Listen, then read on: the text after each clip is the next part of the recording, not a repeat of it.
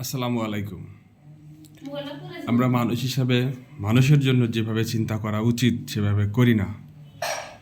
আজকের সমাজে আমরা প্রতিনিয়ত যে বিপর্যয় দেখতে পাচ্ছি তার মূল কারণ হচ্ছে স্বার্থপরতা। ব্যক্তি স্বার্থের কাছে মানুষ এতটাই অন্ধ এবং মোহভ্রষ্ট হয়ে থাকে যে সে যে আশরাফুল মাখলুকাত সে সেটা ভুলে যায়।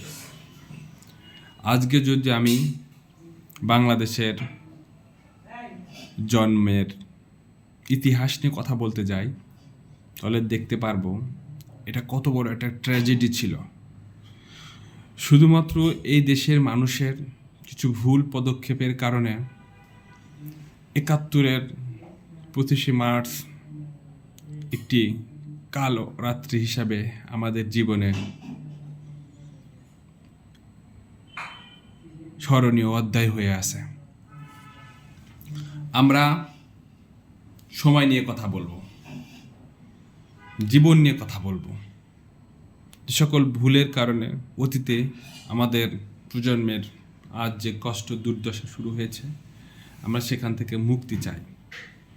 ব্যক্তিগতভাবে গবেষণা করে দেখেছি মানুষের ভুল পদক্ষেপ হয়ে যায় যখন সে ইমোশনাল ডিসিশন নেয়। ইমোশনাল বাইংয়ের কারণে যেমন বিজনেসে লস হয়, তেমনি ইমোশনাল সিদ্ধান্তের কারণে একটি জাতির দুর্দশা নামে, যেটা কিনা হয়েছিল ৭১-এর মুক্তিযুদ্ধের সময় ইমোশনাল বাইং। আমি জানি আমার জীবনে যেরকম ইমোশনাল বাইংয়ের প্রবলেম হয়েছিল সবার জীবনে সেই ইমোশনাল বাইংটা হয়। তাই আজকে আমার বিনীত অনুরোধ, এই জাতির ক্লান্তি লগ্নে এসে আমরা চাই একে অপরের সাথে সুন্দর সুসম্পর্ক নিয়ে থাকি, প্রতিহিংসা পরিহার করি। হ্যাঁ, আমাদের সাথে এমন কিছু ঘটনা ঘটে যায় যেগুলো প্রতিহিংসা নয়, বরঞ্চ ভিতরে ভিতরে একটি প্রতিশোধ পরায়ণতার সৃষ্টি হয়। রাজনৈতিক প্রেক্ষাপট থেকে শুরু করে সামাজিক, অর্থনৈতিক, ধর্মীয় প্রত্যেকটি জায়গায় একে অপরের সাথে সাংঘর্ষিক। কারো মতবাদের রয়েছে, তার আকিদার মিল রয়েছে না, তার ব্যক্তি সম্পদের মিল নাই, তাদের সমাজ সংস্কৃতির মিল নেই, সবার মধ্যে একটা বৈরিতা। হ্যাঁ, ভাগ্যক্রমে আমরা এই বাঙালি জাতির মিশ্র সংস্কৃতির সাথে সম্পৃক্ত, আমাদের জাতিসত্তার সাথে মিশ্রণ, জাতিসত্তার একটা বড় ধরনের কম্বিনেশন আছে, যার ফলে এই জাতি প্রতি মুহূর্তে ভুল করে, আবেগ তাড়িত হয় এবং পথভ্রষ্ট হয়। আজ বাঙালি জাতি হিসাবে যতটুকু বলবো, এ জাতি প্রতি মুহূর্তে আবেগ তাড়িত হয়েছে। এই সম্প্রদায় একসময় পৃথিবীর সর্বোচ্চ অর্থনৈতিক সমৃদ্ধশালী অঞ্চল ছিল, যেটা ১৭০০ শতাব্দীর অনেক আগে ১৪০০ থেকে ১৭ শতাব্দী পর্যন্ত এই বাংলা ভূখণ্ড ছিল পৃথিবীর অন্যতম ধনী সাম্রাজ্য।